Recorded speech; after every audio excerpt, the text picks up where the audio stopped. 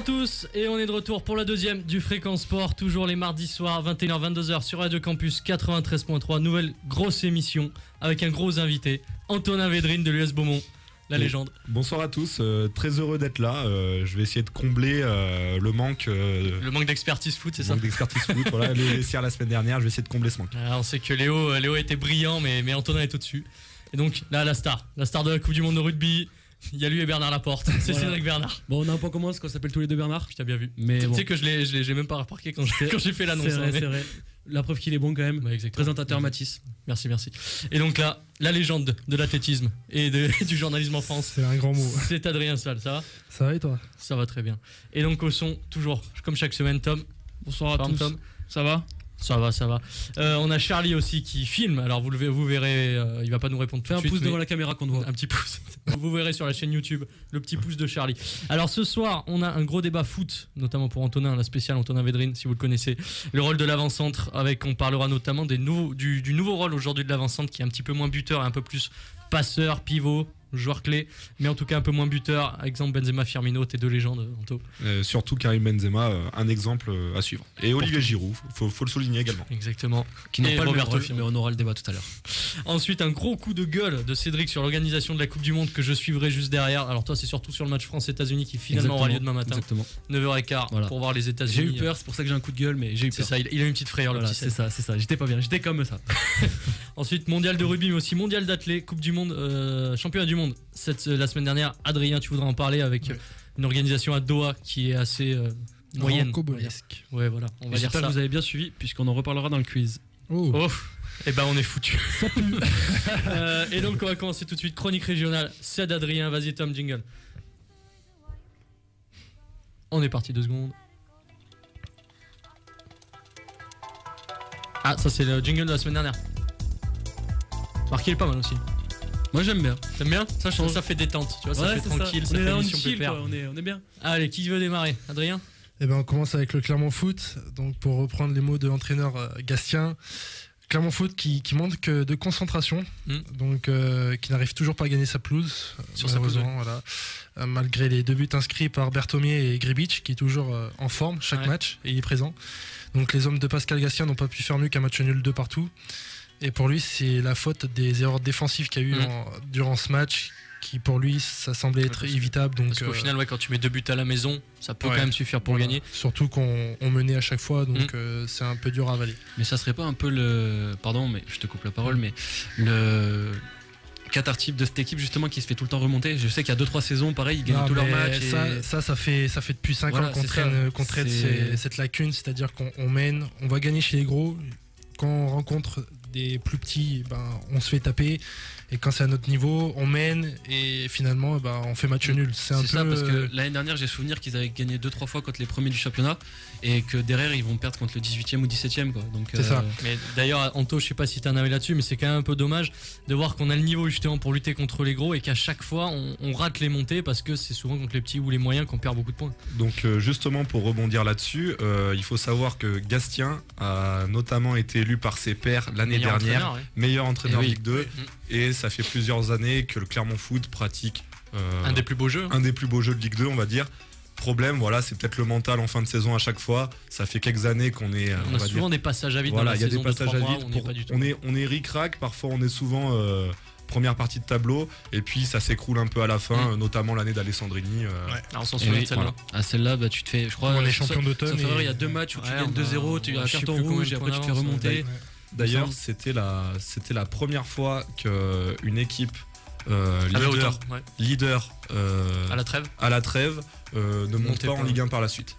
Ah, on bat des records, nous. Faut bien être premier partout, quelque part. Allez, vas-y, c'est partout. Mais... nous, on va parler du rugby maintenant. Donc avec l'ASM, victoire de l'ASM face au Stade Français. Donc après sa défaite à la maison face à Pau, qui nous avait fait un peu de mal quand même.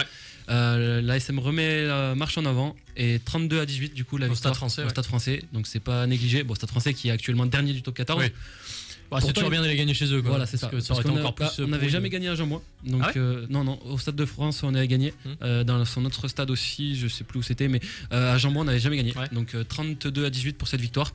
Donc les Clermontois qui remontent pour le coup à la 5e place du classement. Donc classement qui est dominé actuellement par Bordeaux-Bègles et Pau qui sont un peu intouchables. Lyon et Pau aussi qui sont en très bon début de saison. Bordeaux-Bègles et Lyon qui sont un peu intouchables en ce début de saison, puisqu'ils n'ont pas tant que ça d'absents avec la Coupe du Monde. Ils en ont 2-3, mais pas des joueurs. Parce qu'on voit que toutes les grosses équipes, Toulouse, Stade Français, Clermont, on a du Toulon. mal. Là, tu vois que le Racing est avant-dernier. Toulouse, ils peinent aussi. Là, ils ont gagné, mais ils peinent aussi Toulouse. Et d'ailleurs, des clubs comme Bayonne, du coup, qui en profitent pour. Ils seront 4e, il me semble, Bayonne, non 4 ou 6. En tout cas, ils sont dans le haut du panier. C'est ça. Puis après, il faudra voir au fur et à mesure de la saison. Mais mais je veux dire, ils prennent beaucoup de points là pour le maintien en fin de saison. C'est un peu à l'instar de la Ligue 1 où aussi on a beaucoup de petits qui sont en tête du championnat. Donc, c'est pas plus mal pour la diversité. Du coup, les Clermontois qui retrouveront à 15h30 au stade Marcel Michelin Montpellier. Samedi ? C'est ça, samedi. Donc pour un gros match là encore. On espère qu'ils vont se mettre en route à la maison. C'est bien parce que Montpellier ils ont aucun Sudaf comme ça. Après le Sudaf c'est particulier mais. Donc rugby toujours, j'en profite de continuer du coup avec de la fédérale. Gagné. Voilà. Attends, s'il te plaît, honneur à mon club. Donc avec de la fédérale 1 et 2. Donc d'abord la fédérale 1 avec Histoire qui s'est reposée ce week-end avant un gros déplacement à Rumilly pour le remake de la finale d'accession de fédérale 2 de l'année dernière. Donc il va y avoir une grosse ambiance. J'en ai discuté un petit peu avec des joueurs là à la salle qui s'entraînent dans ma salle. T'as tes rêves toi. Ah bah écoute. Qui s'entraînent dans ma salle, ils m'ont dit qu'ils étaient attendus de pied ferme là-bas et que ça risquait à tout moment de partir en général. Donc les valeurs. Voilà. C'est les valeurs du rugby, les fameuses. En fédéral 2 maintenant, Cournon qui s'est imposé sur le score de 20-19 face à Tulle dimanche. Donc bonne performance des Cournonnais puisque c'est leur première victoire de la saison. C'est mon club, donc je le défends et je le défendrai jusqu'au bout. Vichy qui s'est incliné malheureusement face à Saint-Iriex 26-12. Donc au classement de la fédérale 2 du coup, vu qu'ils sont dans la même poule, la poule 8, on le rappelle, Vichy se place 9e et Cournon 8e. Adrien, vas-y. Après on enchaîne sur le volley de Chamalières, donc comme je vous ai parlé la semaine dernière du tournoi de Rion, donc un petit tournoi de préparation. Donc sur les 3 matchs, Chamalières a signé seulement une victoire et a concédé 2 défaites. Donc selon l'entraîneur, c'est un résultat assez mitigé à 2 semaines de la reprise. Après ça veut pas tout dire, mais quand même le bilan de jeu est quand même un peu néfaste. Il insistait plus sur le bilan de jeu que le résultat au final. C'est ça. Il a bien raison. Le prochain match, comme je l'ai dit la semaine dernière, c'est toujours face à Mulhouse. Et aussi donc on va retrouver les Sangliers Arvergne, donc les hockeyeurs qui sont montés l'année dernière. Donc début de saison très difficile parce qu'ils pouvaient accrocher leur première victoire face à Dunkerque, sauf qu'ils ont perdu 5-4 au tir au but.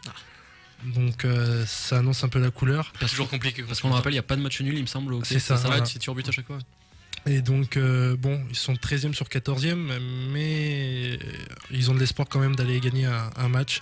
Le prochain match, c'est en Coupe de France. C'est face à Mont-Blanc le 5 octobre à la maison, donc il y a moyen peut-être de faire quelque chose. Mont-Blanc, c'est au-dessus, en dessous, en division Il me semble que c'est au-dessus. Au-dessus je crois que ça joue la Ligue Magnus, si je dis pas de bêtises. Au moins... Ça fera un gros match, ça fera un beau match ici à Clermont, si vous voulez aller le voir. Toujours un gros match. Là, ils en sont au championnat, c'était quelle journée?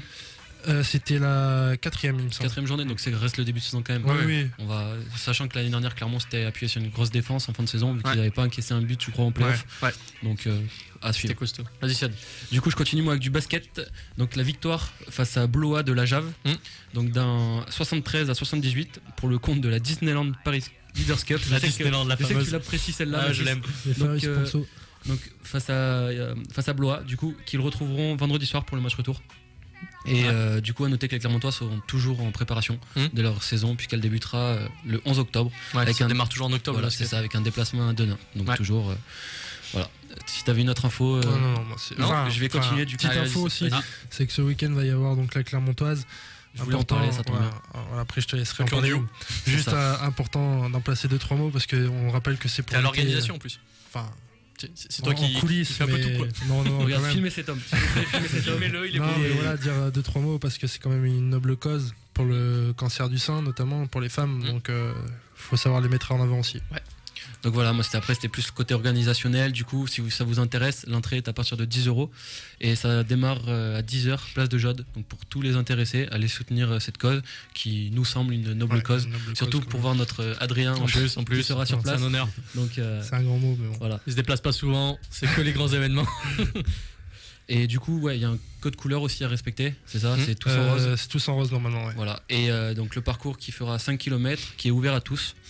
Donc voilà, allez en profiter avec votre compagne, votre conjoint. Je mettrai quelques stories sur le compte, allez, vous irez voir sur Fréquence Sport, sur Instagram. Donc, voilà. On aura de belles photos, je pense. Un beau dimanche. Voilà. En espérant qu'il fasse beau. Qu'il n'y ait pas la pluie surtout. Il fera beau. Quand tu défends une noble cause, météo, c'est bon. Quand tu défends une noble cause, il fait toujours beau. Allez. C'est bon les gars? Tout est bon, tout bon. Allez, on va passer au débat et tout de suite donc. Je sais pas, t'as un jingle Tom ou pas? Non? Un petit jingle. Allez, petit jingle, ça part. Vas-y, c'est pas. Oh, il est beau.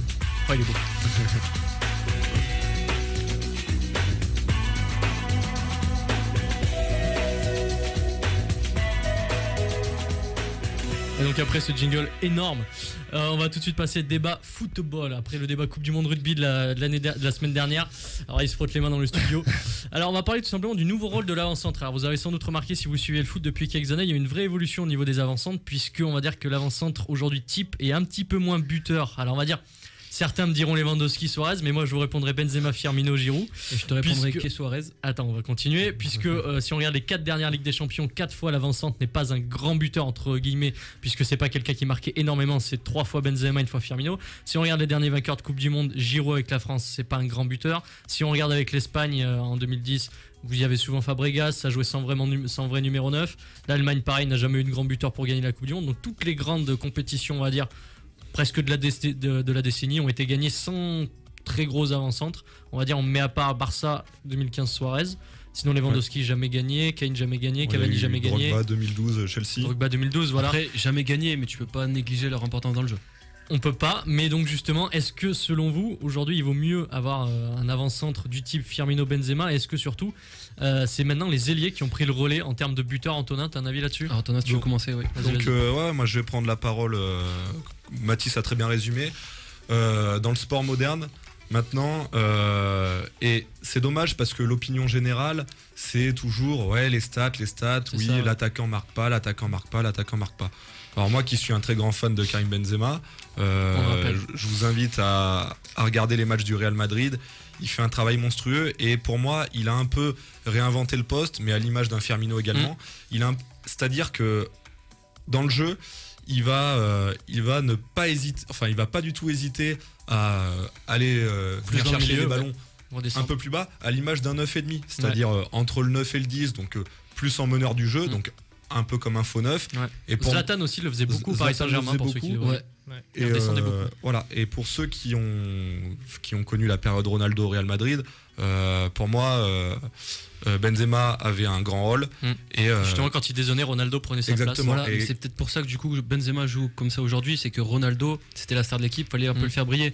Voilà. Est-ce que la vraie question, c'est est-ce que si Benzema avait joué avec une... c'est ce qui se passe en ce moment. Voilà, mais il n'y a plus de Ronaldo. Il n'y a plus de Ronaldo, mais il y a un Bale qui est quand même un très grand attaquant, même si Zidane c'était compliqué, mais je pense qu'il leur rend bien service quand même de temps en temps. Est-ce que justement Benzema aurait eu ce rôle-là quand même?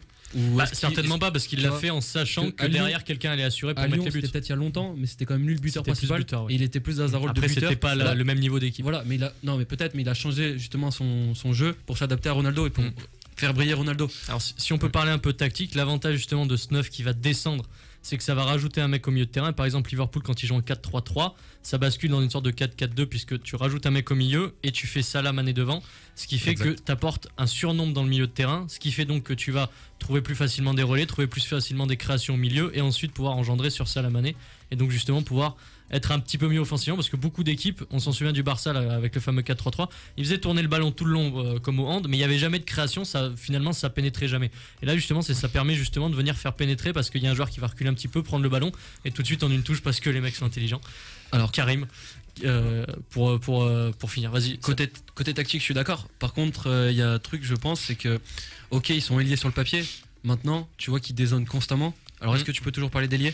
Parce que quand tu vois un Messi, c'est l'animation. Je prends l'exemple de Messi, il est souvent il est censé être ailier droit, tu le vois tout le temps au centre du terrain. Neymar, c'est pareil, il aime bien aller rechercher les ballons. Alors de là à dire qu'ils sont avançants, peut-être pas. C'est une sorte de faux 10, faux 10 ailier. Griezmann aussi dans le genre. C'est ça. Griezmann après il est beaucoup plus dans l'axe quand même.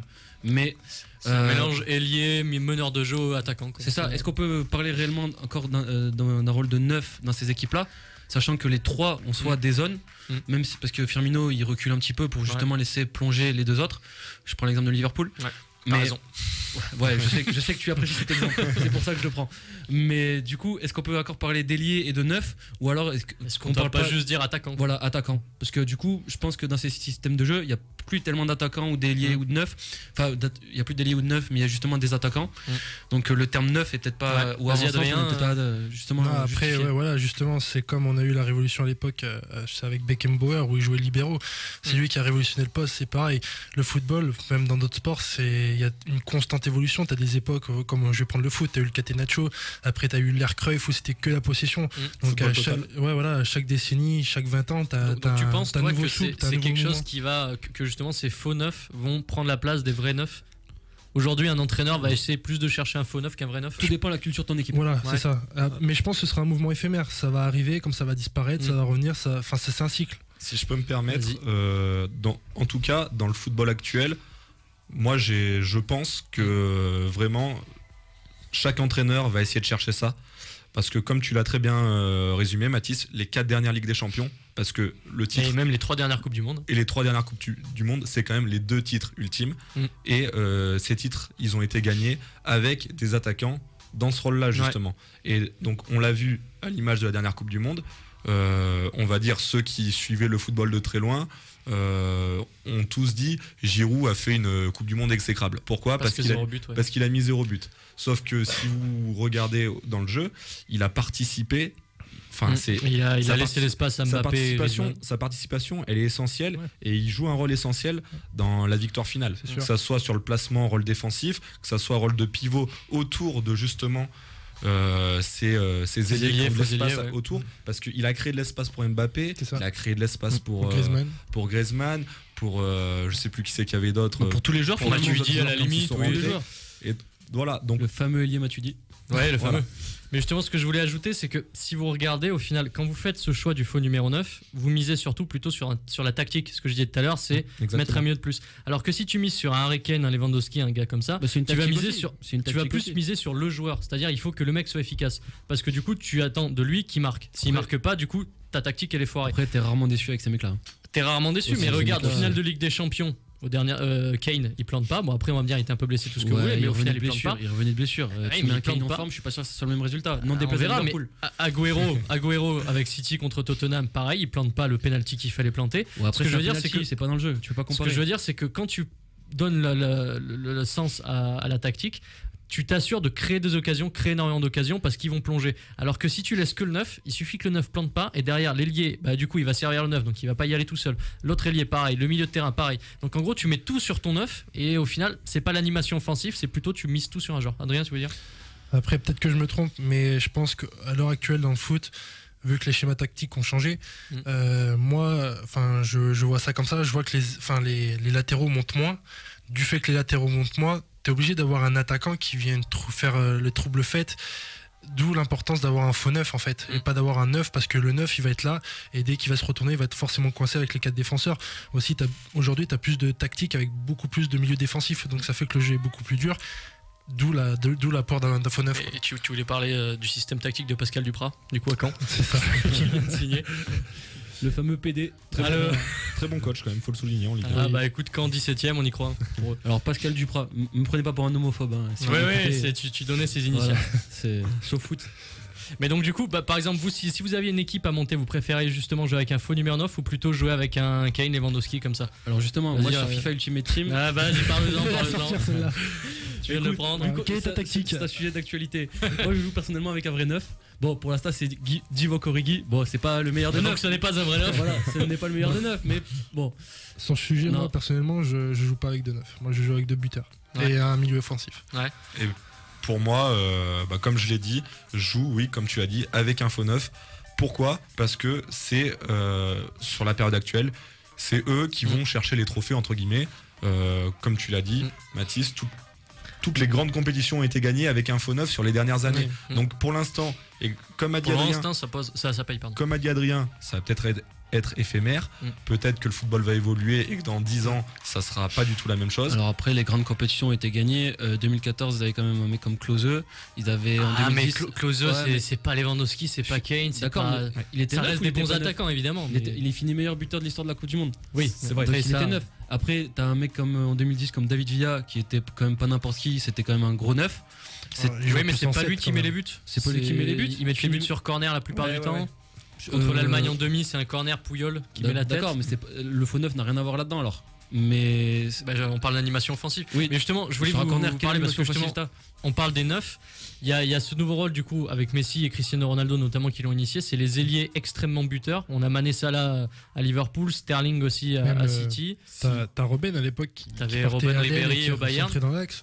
Justement, la fameuse, la spéciale. Justement pour vous, est-ce que il faut essayer plus de miser finalement sur ces ailiers ou de mettre en valeur ces ailiers? Non, je pense que selon les caractéristiques de tes joueurs, tu dois miser là-dessus. Si t'as des mecs énormes sur les ailes, bien sûr que tu vas jouer. Tu regardes Sterling, c'était pas du tout un buteur il y a 3-4 ans. Et aujourd'hui, c'est un mec qui met 20-25 buts par saison. Pourquoi? Parce que Guardiola, au bout d'un moment, il a fait son taf.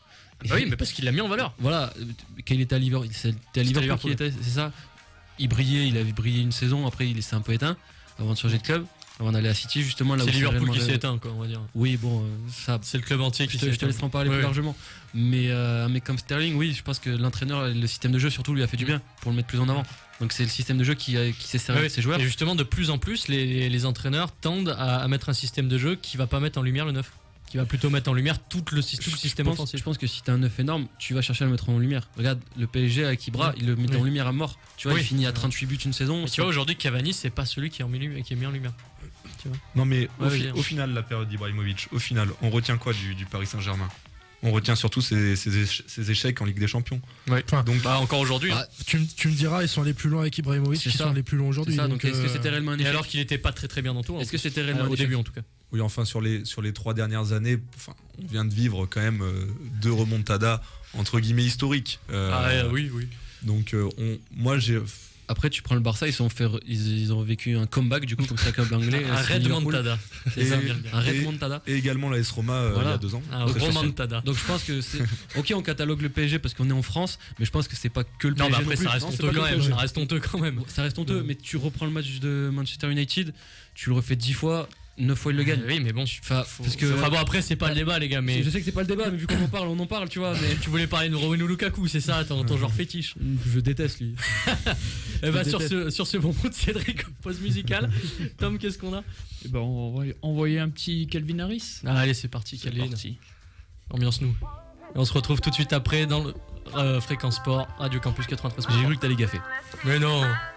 Dans le Fréquence Sport 93.3 Radio Campus, il y a une ambiance dans le studio, c'est énorme. On va tout de suite enchaîner avec notre petite chronique pour en apprendre plus sur le sport en général. Je rappelle, celui qui trouve la bonne réponse marque un point pour le quiz en fin d'émission, quiz préparé par le grand Cédric Bernard. Yes. Tu nous as dit de réviser l'athlétisme, ce qu'on n'a pas fait. Pas que, pas que, j'espère, parce que là on n'est pas bien, surtout qu'il y aura Adrien. Les gars, première citation, et là Adrien, je veux pas que tu triches parce que je peux jouer. Ah oui, tout le monde joue. Ma mère pense que je suis le meilleur et j'ai été élevé en croyant toujours en ce que ma mère me disait. Ronaldo. Non, c'est un très grand joueur. Effectivement, c'est du football. C'est du football. Messi, c'est un très grand joueur. Non, c'est un peu plus vieux. T'étais pas loin avec Messi, mais c'est plus vieux.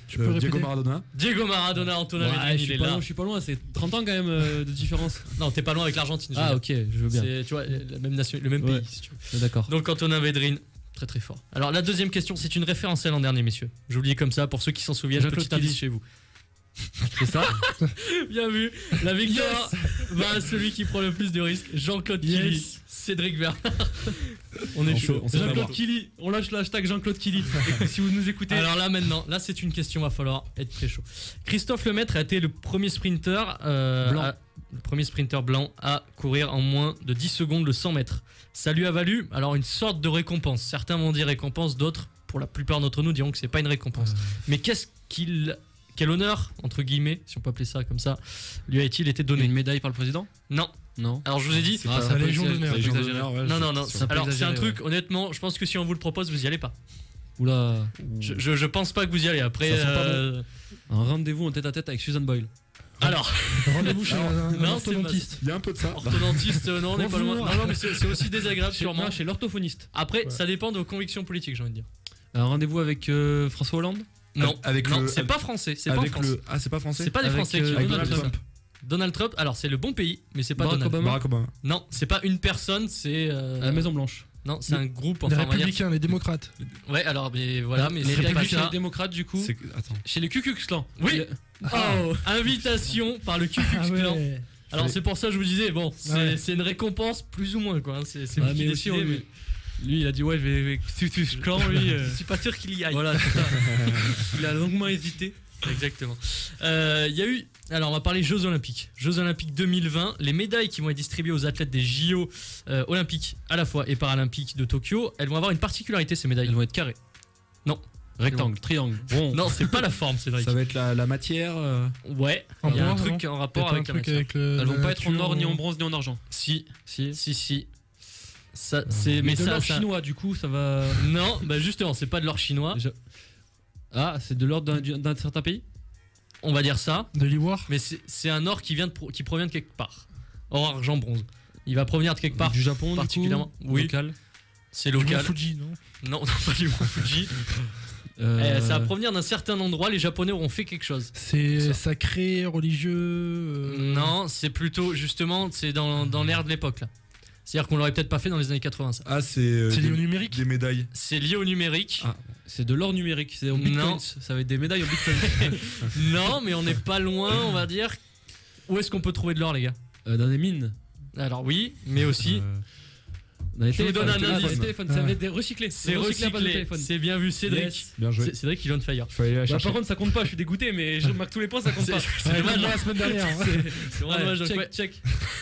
Donc elles seront faites de métaux extraits d'appareils électroniques usagés, donc téléphone, appareils photo, et donc c'est tous les citoyens japonais qui ont collecté tout ça. Ils viennent de finir. Ils sont forts ces japonais. Ils sont forts. Hein. Alors la petite question, les gars, qu'est-ce que les jeux aériens? Messieurs. Et là, gros blanc, bien sûr, de 3 minutes 12. Ce sont les jeux. C'est comme les Jeux Olympiques, les jeux. Non, alors, ça ressemble aux Jeux Olympiques, rien, mais. Ça me fait passer à la Grèce, ça me fait passer à tout ça, tout ce monde-là. C'était à cette époque. C'est dans l'Antiquité. C'est dans l'Antiquité. Ce sont les jeux pour la déesse Héré, du coup. Non. Le dieu Héré, je sais pas. Héra, c'était. Héra, mais voilà. non. Ouais, j'ai pas révisé les dieux.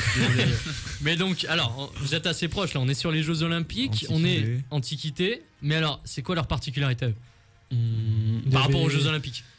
Qu'il n'y avait pas un truc de sacrifice. Il y avait des trucs par rapport liés à la mort. Non, c'est par rapport aux participants. Réservé aux hommes. Non, réservé aux professionnels. Non plus. Bah, il n'y a pas de professionnels. Vous êtes juste à côté. T'avais pas une licence en Grèce. Adrien, c'est l'inverse de ce que tu m'as dit. Aux militaires. Non. Aux esclaves.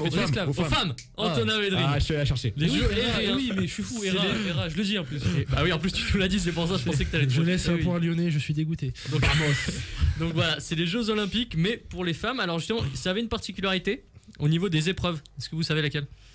Il y avait une particularité. Elle faisait le ménage. L'enfoiré. Attention, c'est censuré. À l'époque, moi je ne passe pas ce que je dis, attention. Alors, il y avait une particularité, c'est tout simple. Il y a un point bonus pour. Oui, il y a un point bonus, Antonin, surtout si c'est toi. Fayot. Ah bah là. Est-ce que c'était par rapport au contexte d'Athènes, genre tu gagnais la citoyenneté ou t'étais affranchi de quelque chose? Non, c'est par rapport vraiment. Tu étais reconnu au J aérien. C'est au JH. Ouais, au JH. Bien. Vous faisiez la compète et il y avait un truc particulier, T'avais une récompense particulière? Non, c'était en la faisant. C'est lié à ce que tu fais. C'est des épreuves particulières, du coup? Ben justement, il n'y a pas des épreuves. Il y a qu'une seule. Il y a une seule épreuve. Allez, on l'a donné à Cédric. On l'a donné à Cédric. C'était. Est-ce que vous savez ce que c'était? Là, le plus simple. La course. La course. C'était la course. Ils avaient juste à courir. Alors là, on va parler d'un mec. Tu le dis d'un air condescendant, je suis choqué personnellement. Le mec, il a fait 43 phrases. Cette émission devient macho. Le macho Sport Time. Alors, mais justement, on va parler d'un mec. Ah, il est costaud. C'est Gordy O. Ok. Le mec, il a un record impressionnant. Trouvez-moi lequel. Lancer de poids. Non. On a déjà essayé de trouver le sport. C'est pas tellement un sport. C'est un sport dont vous avez parlé dans la chronique régionale d'ailleurs. C'est sur la force. Non. C'est un sport d'équipe. C'est un sport d'équipe. Le rugby, le hockey aquatique là. Le hockey tout court. Le hockey tout court. Alors c'était lui, du coup aux États-Unis, et il a un record au hockey. C'est un record bien ou c'est un record très positif de bagarre. Du plus grand nombre d'arrêts? Non. Non, il a marqué le plus de buts? Non, c'est un record du plus grand nombre de quelque chose. Enfin, du plus de quelque chose. De bagarres de. Non, par rapport à lui-même, ouais. De victoire en phase finale, en NHL. De matchs sans avoir encaissé de but. C'est pas tellement, on va dire, une performance sur le terrain. Enfin, comment dire? C'est une performance de sa part, mais pas liée à avoir gagné des titres ou quoi. Il a participé au plus grand nombre de matchs. Alors, c'est pas loin. C'est celui qui a fait le plus d'apparitions dans sa ligue, non? C'est pas loin. Avec son équipe. On est en termes de participation dans une équipe. On est en termes de participation à la ligue. Bah, il a le record du nombre de matchs. De son équipe. Pas du nombre de matchs. Du nombre d'apparitions. Allez, on va le donner à Cédric. Il a le record de la carrière la plus longue sportive. Alors, il a démarré en 1946. T'es gentil de me le donner parce que. Il a démarré en 46. J'y étais pas du tout. Il a fini en 97. En 46 il a une carrière monstrueux. de 51 ans. Mais il a fini à 69 ans, sa carrière. Alors après, il a pas fini en Ligue en NHL, mais il a démarré en NHL. Il a une record. C'était un papy quand il a arrêté. Il a 69 ans, t'imagines. Et il a fini à 20 ans. Hein, donc, il est mort à 70 ans, non, après. Il est mort 6 mois après la retraite. Non, paix à son âme. Non, il est toujours là. Ah, tu peux l'embrasser. Paix à sa vie. Paix à lui. Allez, on va s'en faire une dernière, les gars. Il nous écoute. Si je vous dis 46 001, c'est quoi 46 001? Le nombre d'auditeurs du Fréquence Sport. Le nombre d'auditeurs. Bah, on a un peu au-dessus quand même, les gars. On est proche du million. Hein. Tu m'as dit c'est lié au foot? Non, c'est pas lié au foot. C'est une somme d'argent? C'est pas une somme d'argent. Je l'ai vu quelque part, ça. C'est le nombre de supporters de quelque chose. Non. C'est pas une affluence moyenne, non? Non. C'est pas un sport collectif. On est dans quel sport? Si tu nous le dis, c'est trop facile. Ouais, ça va être un peu facile, tennis, mais c'est lié à toi, Cédric. Au rugby? Non. Ton autre. La musculation 46 001. C'est un record sur le nombre de pompes, d'abdos. Record sur le nombre de pompes. T'es proche. De pompes sautées, de pompes. Alors, 46 001, donc record sur le nombre de pompes. Enchaîné. En combien de temps? En 1 heure, 2 heures, 3 heures, 46 000, les gars, 46 000. En une journée. 24 heures. En une journée, 24 heures. Antonin Védrine. Alors là, je demande la vidéo. Ah, il a dit en une journée. En une journée, je lui laisse, j'en ai trop marqué, je lui laisse. Merci. Quand même, le mec, bon, il avait 53 ans, Charles Servisio. Vous avez dit 46 000 une pompe. En 22 heures, il a fait. Franchement, PD, il aurait pu aller à 46 000 deux pompes. Toi, j'aime bien, tu vas vers lui. Mais frère, je suis marrant. C'est le temps de te. Tu as déconné. Sébastien Maître, qu'il aurait sans doute insulté. Ouais, bon, bien sûr, là, ce n'était pas mes mots une fois de plus. Oui, bah, bien sûr. Et on va tout de suite passer à un petit coup de gueule. Là, on passe au coup de projecteur, les gars. Je sais pas si t'as un jingle, Tom. Un petit jingle? Ouais, petit jingle. Allez, fais-nous rêver. Ah ouais. Ça part. Oh, des petites. C'est pas mal ça. Ça, c'est pas mal. Jean-Luc Delarue. Alors ça se discute, bienvenue dans ça se discute. C'est plus le coup de projecteur, c'est le coup de djembé. On a évolué. C'est des coups, ça reste, tu vois, ça reste des coups. Tu vois, ça reste le Et on va commencer par le coup de gueule signé Adrien sur la Coupe du Monde d'athlétisme, sur le championnat du monde d'athlétisme à Doha. Ouais, c'est un peu un coup de gueule en général, donc qui lie à la fois le sport et la société.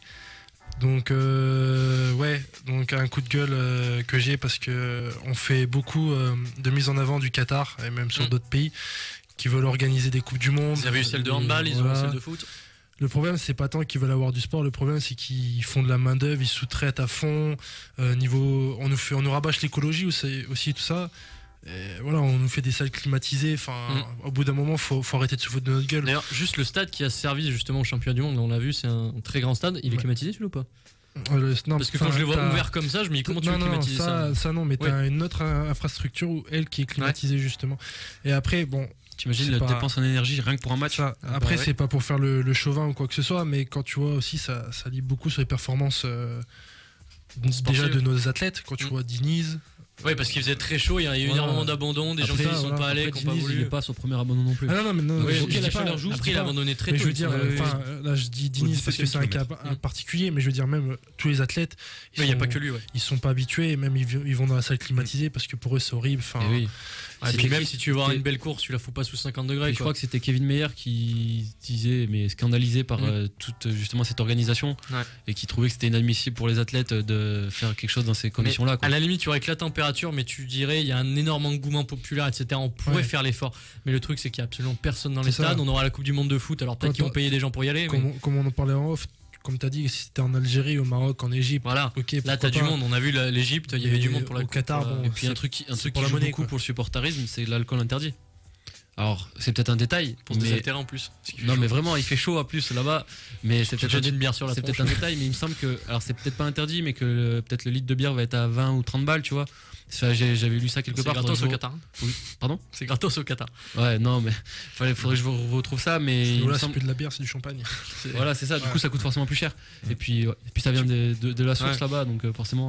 Tu voulais dire un truc, Anto? Ouais, pour revenir sur la marche, il faut savoir qu'ils ont fait la marche à 23h, il me semble. Donc pareil, les organismes sont pas prêts à faire un effort à cette heure-là. C'est réglé. Et au Qatar, c'est toute leur préparation. En fait, elle doit être, toute leur préparation, elle doit être changée pour un événement. Et comme tu l'as dit, l'exemple de Johan Diniz, 17e kilomètre, abandon. C'est ça qui est dommage, c'est que tu es obligé de tout changer. Donc 23h, les mecs n'ont jamais couru à cette heure-là. La Coupe du Monde de foot, pareil, tu la décales en termes de temps, puisque ce sera novembre-décembre. Et en fait, si jamais ça vaudrait le coup, parce que tu dis on fait un événement énorme, il y aura un engouement populaire incroyable, si jamais c'est au Brésil ou quoi, tu dis ça peut valoir le coup. Mais là, tu l'as fait au Qatar, il n'y a pas un chat, tu sais très bien pourquoi tu y vas, il n'y a pas 50 raisons.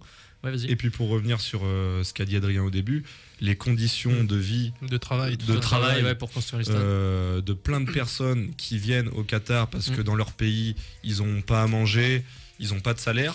Il y a eu un reportage qui a été fait sur France Télévisions. Donc en fait ces personnes-là, elles viennent parce qu'au Qatar, elles ont un salaire, donc 300 € par mois il me semble, et une chambre. Mais les conditions de vie, elles sont exécrables, quoi. Puis en plus, tu bosses sous 50 degrés toute la journée. Voilà, il y a beaucoup de décès. Il y a eu beaucoup de décès, même si ces dernières années, le nombre de décès a été un peu réduit. Mais bon, c'est quand même. C'est une semi-progression. Voilà, c'est une semi-progression. On parle toujours de décès, hein, donc heureusement qu'il a été réduit. Mais t'as le fait éthique aussi, que ce soit en termes de sportif ou de travailleur. C'est-à-dire que quand tu arrives au Qatar, que tu fais une activité, ils te virent le passeport en fait. Donc tu peux pas repartir.